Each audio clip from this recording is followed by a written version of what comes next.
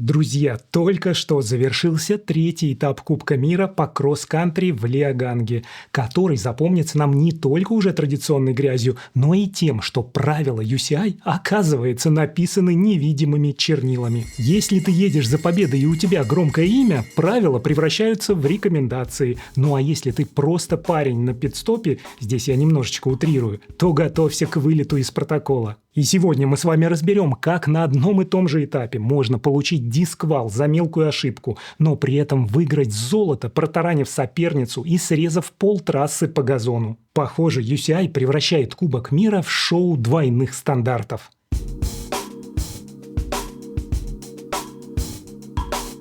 Итак, Австрия, Лиаганг. Третий этап Кубка мира по олимпийскому кросс-кантри. И если вы думаете, что такие гонки – это про красивые покатушки по горам, то этот этап быстро приземлит вас в реальность.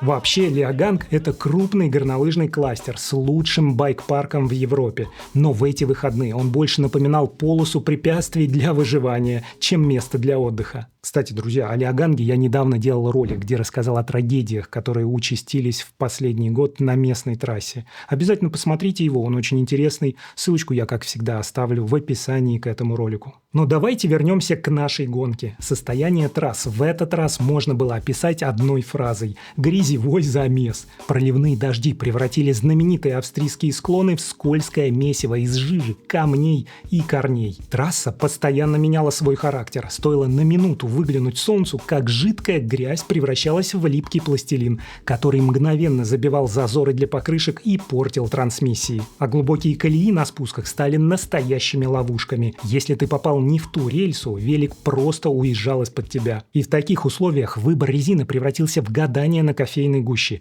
Грязевые покрышки не работали на мокрых камнях, а какие-нибудь промежуточные варианты не работали в лесу.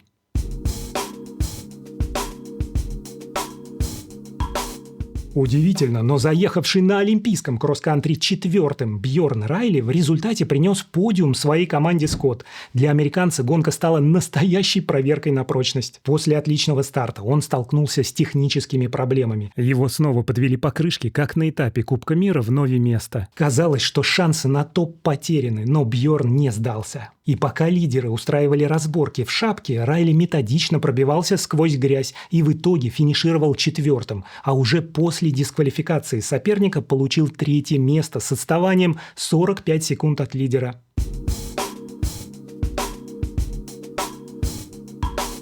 Погодите, а что за дисквалификация, спросите вы? Тут, друзья, все очень интересно. Этот скандальный случай вызвал бурю недовольства у болельщиков. Матис Азаро всю гонку шел в лидирующей тройке, атаковал на последнем круге и финишировал вторым. Однако после финиша его ждал удар – полная дисквалификация. И знаете за что? За неправильный заезд в пит-зону. Матис заехал во вторую полосу, хотя был лидером и не планировал ничего менять. Он не получил преимущества и не обогнал никого за счет этого маневра. Он просто ошибся коридором, но судьи достали свой молоток и выписали дисквалификацию. Сурово? Да. Но справедливо ли? Ну, правило есть правило. Если только ты не женщина с громким именем.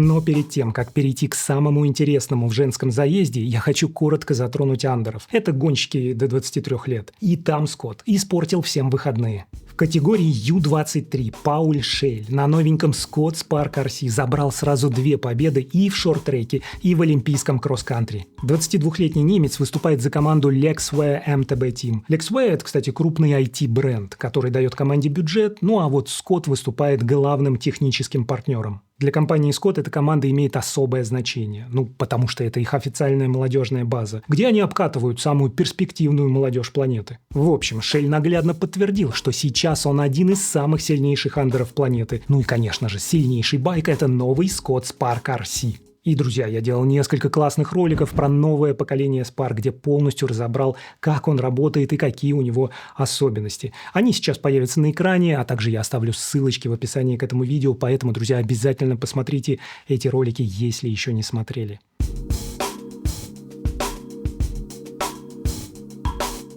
Ну а теперь самая интересная женская гонка. Дженни Рисвиц, видимо, решила, что ехать по размеченной трассе – это для слабаков. Прямо на стартовом круге она исполнила таран года. Дженни влетела в Савилию Бланк, выбив ее прямо с трассы. И пока Савилия пыталась понять, где ее велосипед, Рисвиц преспокойненько срезала угол по газончику, получив небольшое преимущество. А что же наши доблестные судьи из UCI? Напомню, что есть правило под номером 4.1.035. Если ты вылетел с трассы, ты обязан вернуться в той же точке. Рисвиц даже не пыталась этого сделать, она просто поехала дальше к своему золоту. И, конечно же, судьи промолчали. Никаких штрафов и тем более дисквалификации. Сама Дженни после гонки заявила: «Это Бланк закрыла мою линию, так что либо упала она, либо мы обе».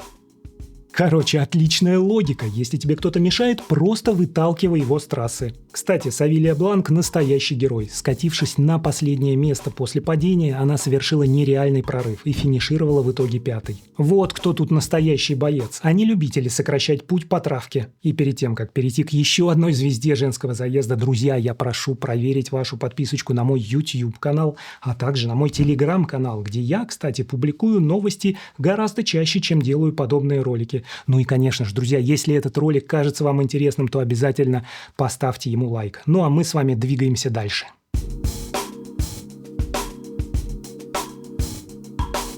В общем, Рисвиц была не единственной звездой женского заезда. Сина Фрай из Specialized устроила настоящий фестиваль падений. Пока Рисвиц боролась с соперницами, Сина боролась исключительно с гравитацией. Лидер общего зачета устроила настоящее шоу из падений, явно получив кубок чемпиона по их количеству. Трижды она ползала по земле, а в лесных секциях она выглядела так, как будто вообще впервые увидела грязь. Похоже, тут явно что-то пошло не так с выбором резины. На таких трассах ни грязевые, ни промежуточные шины толком не работали. Гонщики просто превращались в пассажиров на своих байках.